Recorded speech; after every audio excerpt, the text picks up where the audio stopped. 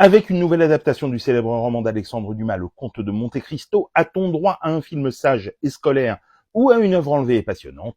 Je vous dis tout dans cette vidéo.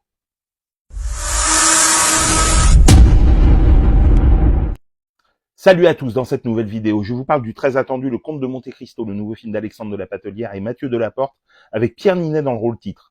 Cette nouvelle adaptation du célébrissime roman d'Alexandre Dumas a été présentée hors compétition lors du dernier festival de Cannes et est attendue dans les salles le 28 juin prochain, et c'est clairement l'un des films les plus attendus de l'année.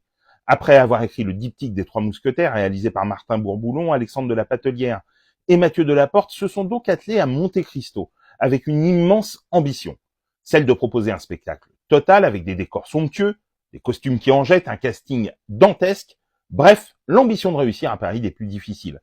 Et force est de constater que c'est relevé au-delà de nos espérances.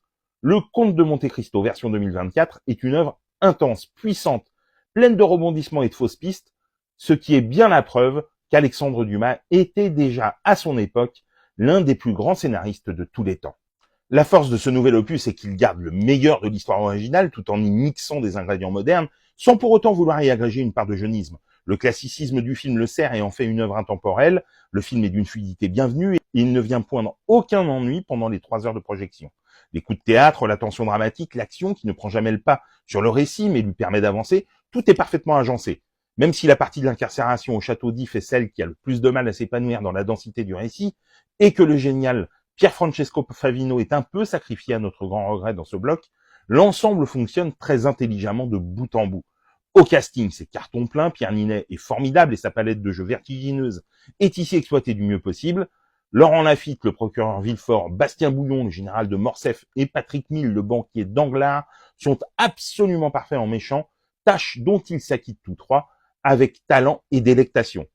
Anaïs de Moustier et Anna Maria Vartolomei sont toutes deux impeccables dans des rôles qu'elles magnifient et qu'elles densifient au fur et à mesure du film. Les dialogues très fidèles au style de Dumas nous immergent pendant 3 heures hors de notre temps dans un mouvement ininterrompu et élégant, parsemé de morceaux de bravoure qui ne prennent pas le pas sur tout le reste et dont l'intelligence narrative fait plaisir. Au final, Le Comte de Monte Cristo est un grand spectacle populaire qui prend le temps de déployer son récit tentaculaire de vengeance sans céder à l'action brouillonne, mise en scène ample digne d'un blockbuster généreux dans lequel Pierre Ninet est flamboyant, mystérieux et envoûtant. Une réussite totale. Le Comte de Monte Cristo sort au cinéma ce 28 juin. Dites-moi en commentaire si vous l'avez vu et ce que vous en avez pensé. Et sinon, si cette vidéo vous a donné envie de le découvrir.